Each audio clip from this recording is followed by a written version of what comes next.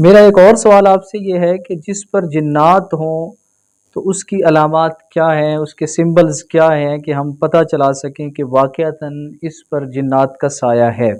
جب جنات کسی پہ آتے ہیں نا، ایک تو اس کو دورے پڑنے شروع ہو جاتے ہیں، وہ بے ہوش ہو جاتا ہے۔ بعض اوقات ایسا ہوتا ہے جیسے ایتخبطہ الشیطان من المس، اسے مخبوط الحواس بنا دیتا ہے، اس کا ہوش نہیں ہوتا، وہ لاشعوری طور پہ ایسی ایسی باتیں کرتا ہے جو اس کی سمجھ سے بالاتر ہوتی ہیں، اور سننے والے بھی پریشان ہو جاتے ہیں کہ یہ کیسی باتیں کرتا ہے، گویا کہ بہکی باتیں وہ کرتا ہے۔ تو پھر اس کے لیے باقاعدہ قرآن کریم کی آیات ہیں جن کو پڑھا جائے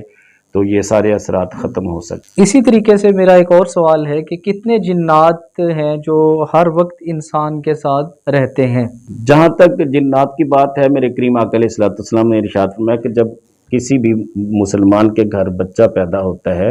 تو جنات کے ہاں اس کے لیے ایک جن پیدا کیا جاتا ہے، اور فرشتوں کے ہاں ایک فرشتہ پیدا کیا جاتا ہے۔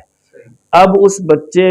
کو اگر آپ بر وقت اذان سنا دیتے ہیں تو فرشتہ اپنی جگہ لے لیتا ہے، جن کو قریب آنے نہیں دیتا۔ لیکن اگر اذان میں ہم تاخیر کرتے ہیں تو میرے کریم آقا علیہ الصلوۃ والسلام فرماتے ہیں وہ جن اس بچے پہ جھپٹتا ہے، اس کو ڈسٹرب کرتا ہے، وہ بچہ اس وقت مرگی کا مریض بن جاتا ہے، جسے ہم ام سبیان بھی کہتے ہیں۔ میرے کریم آقا علیہ الصلوۃ والسلام سے جب سوال کیا گیا حضور مرگی کیا ہے، فرمایا کہ یہ بھی ایک طرح کا جن ہے۔ تو جو جن بچپن میں ہی غالب آ جاتا ہے پھر فرشتوں کو نزدیک نہیں آنے دیتا، اس بچے کے اندر عجیب کیفیت ہوتی، شرارتی پن ہوتا ہے، پھر اس کو فجور میں مبتلا رہتا ہے۔ تو ایسے بچے جو ہے وہ والدین کو بھی پریشان کرتے ہیں، تو بہتر یہ کہ فوراً اذان دی جائے۔ تو باقی رہا انسان کے ساتھ کتنے شیاطین ہیں، یہ تو کنفرم ہے، حضرت ابن حجر عسقلانی علیہ رحمہ آپ لکھتے ہیں کہ 9 قسم کے جنات ہیں۔ حضرت عمر بن خطاب رضی اللہ تعالیٰ عنہ سے یہ روایت ہے کہ 9 قسم کے جنات ہیں جو بندے کے ساتھ ہوتے ہیں، جن میں 4 تو ہر وقت بندے کے ساتھ ہیں، جن میں خناس بھی ہے، وہ وسوسے پیدا کرتا ہے۔ اسی طرح ایک کرین ہے، کرین جو ہے یہ سائے کی طرح ساتھ رہتا ہے۔ بعض اوقات عورتیں اکثر اپنے گھر میں محسوس کرتی ہیں کہ میرے پیچھے کوئی ہے، جب پیچھے مڑ کے دیکھتی تو کوئی نظر نہیں آتا،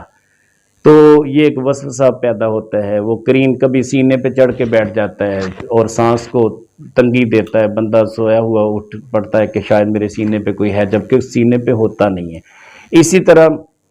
بعض اوقات ایسا بھی ہوتا ہے کہ سوئے ہوئے بندے کے پاؤں کو ہلایا جاتا ہے، جب وہ اٹھتا ہے گویا کہ اسے بے چین رکھا جاتا ہے، اس پہ اس طرح کی بے چینی مسلط کی جاتی ہے کہ وہ کرین جو ہے یہ اسپیشلی طور پہ ایسے لوگوں پہ وارد ہوتا ہے جو غافل ہوتے ہیں، جو ذکر نہیں کرتے، جو قرآن نہیں پڑھتے، جو نمازی نہیں ہیں۔ ایسے لوگوں کے لیے اللہ کریم جل وعلا نے قرآن میں ارشاد فرمایا کہ ہم نے ایسے بندوں کے لیے کرین مسلط کیا ہوتا ہے۔ تو اسی طرح ایک ہے خنزب، یہ جو خنزب ہے یہ 2 میاں بیوی میں طلاق دلوانے کے لیے ہوتا ہے۔ ایک ہے ولہان، یہ جو ولہان ہے یہ خاص طور پہ بندے کو غافل کرنے کے لیے اس کی ڈیوٹی ہوتی ہے، اور یہ بندے کو اتنا غافل کر دیتا ہے کہ بندہ بعض اوقات لاشعوری طور پہ جھوٹ بولنا شروع ہو جاتا ہے، اس کی عادت بن جاتی ہے، تو یہ ولہان اس پہ غالب ہوتا ہے۔